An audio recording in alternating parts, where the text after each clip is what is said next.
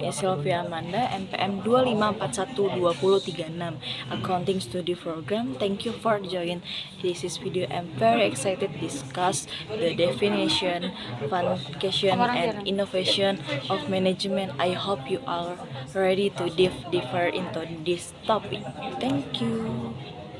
Monopoli adalah bentuk pasar di mana hanya ada satu penjualan atau produsen yang menguasai seluruh penawaran barang atau jasa tertentu dan tidak ada pesaing langsung dalam pasar tersebut. Karena itu penjual memiliki kekuasaan penuh dengan menentukan harga. Di sini juga ada ciri-ciri monopoli. Yang pertama hanya ada satu penjual, satu perusahaan menguasai seluruh produksi dan penjualan barang tertentu. Yang kedua tidak ada barang pengganti yang mirip atau substitusi dekat barang yang dijual unik dan sulit digantikan produk lain. Yang ketiga, produsen bebas menentukan harga karena tidak ada pesaing. Penjualan bisa menentukan harga sendiri. 4. Sulit bagi perusahaan baru masuk. Ada hambatan seperti modal besar, hak paten, atau peraturan pemerintah.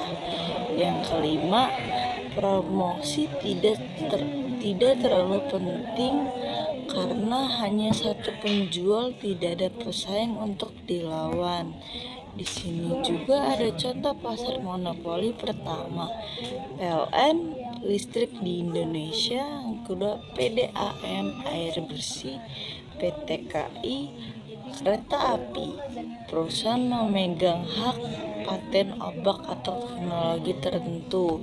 Di sini juga ada kelebihan pasar monopoli.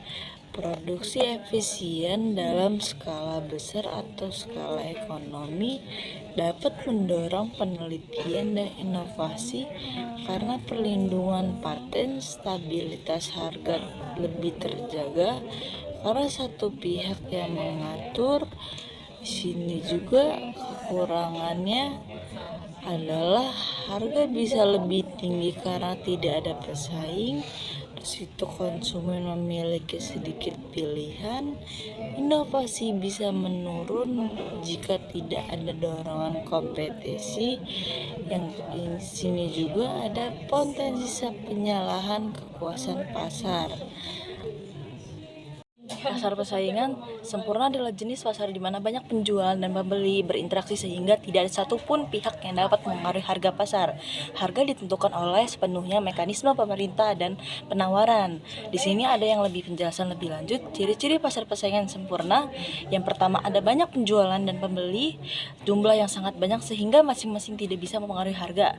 Yang kedua, yang dijual homogen atau serupa barang yang dijual sama kualitas dan jenisnya.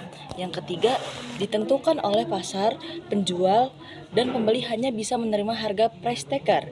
Yang keempat, informasi sempurna, semua pelaku pasar mengetahuinya kondisi harga, kualitas, dan jumlah barang di pasar. Yang kelima, tidak ada hambatan masuk dan keluar pasar sehingga perusahaan bebas masuk keluar atau keluar dari pasar kapanpun. Di sini ada contoh pasar pesaing sempurna. Yang pertama, pasar pesaing pertanian seperti beras, gandum, sayuran, dan tuh pasar valuta asing. Di sini ada kelebihan pasar persaingan sempurna. Harga persaingan cenderung stabil dan efisien. Konsumen mendapatkan harga terendah yang adil, tidak ada monopoli atau dominasi satu pihak. Di sini juga ada kekurangan pasar persaingan sempurna. Nah, kurang mendorong inovasi karena produk seragam, laba perusahaan cenderung kecil, sulit diterapkan secara nyata karena kondisi pasar ideal ini jarang terjadi di dunia nyata. Apakah kamu ingin buatkan aku? Pasar oligopoli adalah jenis pasar di mana hanya ada beberapa penjual atau produksi besar yang menguasai sebagian besar penawaran barang atau jasa di pasar. Nah, di sini juga ada setiap perusahaan memiliki berpengaruh terhadap harga, tetapi juga saling bergantung satu sama lain karena jumlah pesaing sedikit. Nah, di sini juga ada ciri-ciri oligopoli. Pertama, ada jumlah penjualan sedikit, biasanya terdiri dari 2 sampai 10. Nah, mendominasi pasar. Yang kedua, ada produk bisa homogen atau berbeda. Homogen misalnya semen, bahan bakar, berbeda dengan diferensiasi seperti mobil, motor, sabun, atau rokok. Yang ketiga, ada pesaing non harga karena sulit bersaing lewat harga, perusahaan bersaing lewat iklan, kualitas, dan pelayanan. Yang keempat, harga saling bergantung satu sama perusahaan menurunkan harga. Perusahaan lain mungkin ikut menyesuaikan. Yang kelima, sulit masuk pasar baru karena dibutuhkan modal besar, teknologi tinggi, dan jaringan distribusi kuat. Di sini juga ada contoh pasar oligopoli. Yang pertama, industri otomotif Toyota, Honda, Suzuki, dan lain-lain. Yang kedua juga di sini ada industri telekomunikasi, Telkom, XL, Indosat.